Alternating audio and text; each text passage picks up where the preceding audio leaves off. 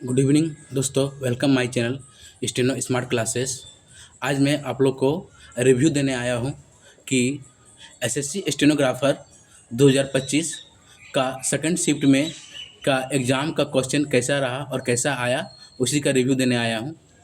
मेरा student exam देने गया था, तो जिससे हमको रिव्यू मिल पाया है। तो जितना रिव्यू दे पाया उसके अनुसार से आपको हम बताने वाले हैं, अपडेट करने वाले हैं।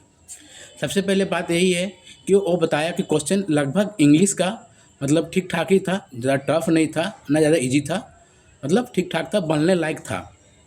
अच्छा, और जीएस में टफेस्ट था। बोल रहा था जीएस कहाँ से दिया है नहीं दिया कुछ पता ही नहीं चल रहा था, बहुत टफेस्ट था। ठीक है। और रीजनिंग का बात किया जाए तो रीजनिंग में लगभग 4-5 या 6 क्वेश्चन मैथ का डाला गया था, जिसमें से वो 3 ठो बता पाया हमको। रेशियो प्रोपोर्शन से मैथ आया था, टाइम एंड डिस्टेंस से आया था, एंड टाइम एंड वर्क से आया था। बोला ये 3 क्वेश्चन आया था, लेकिन लेकिन यही है कि बल ज़्यादा टफ नहीं था, इजी था।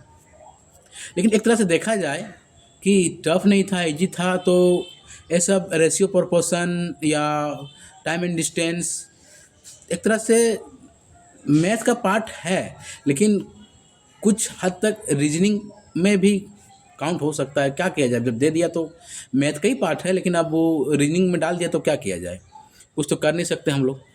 ठीक है। और बाकी बात मॉडरेट लेवल का ही आया है और ज़्यादा टफेस्ट नहीं आया है।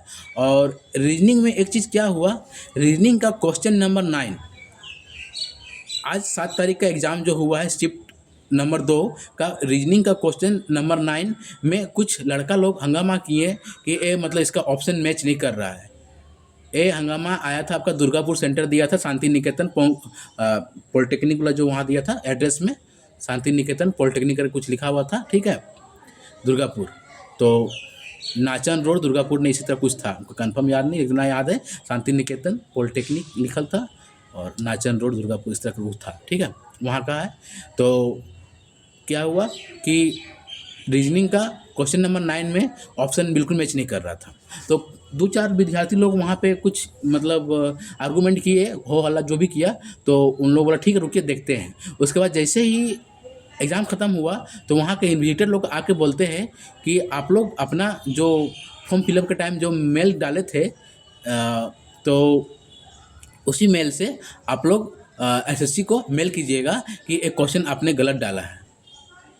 तो आप तो बता दिए कि मतलब एग्ज़ाम ख़त्म होने के बाद बोले, तो आखिर जो स्टूडेंट वहाँ पे जो मेहनत किया होगा, जो एफर्ट लगाया होगा, उसका टाइम गया, उसका क्या?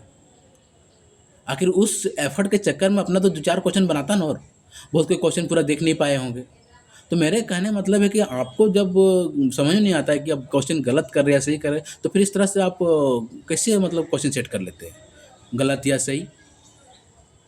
थोड़ा एक बार आप खुद अपने आप में रियलाइज़ कर लीजिए कि क्वेश्चन जो सेट कर रहे हो सही सेट करिए या गलत सेट कर रहे हैं। आखिर तो अगला आदमी का टाइम वहाँ एक्सपेंड होगा ना बेमतलब का। उस चक्कर में आदमी जब कोई क्वेश्चन में टाइम दे देता है तो क्वेश्चन छोड़ नहीं पाता है कि इसमें टाइम दिए हैं तो इसको हम कोशिश करेंगे बना के ही कंप्लीट करेंगे। तो इस तरह से आप लोग क्वेश्चन सेट करने वाले से हम बोलते हैं कि आप जैसे भी क्वेश्चन सेट करते हैं अच्छा क्वेश्चन सेट कीजिए और गलत क्वेश्चन मत डाला कीजिए, ताकि बच्चे लोग का वहाँ एग्जाम हॉल का प्रेशर अलग रहता है और वहाँ टाइम वेस्ट अलग होता है।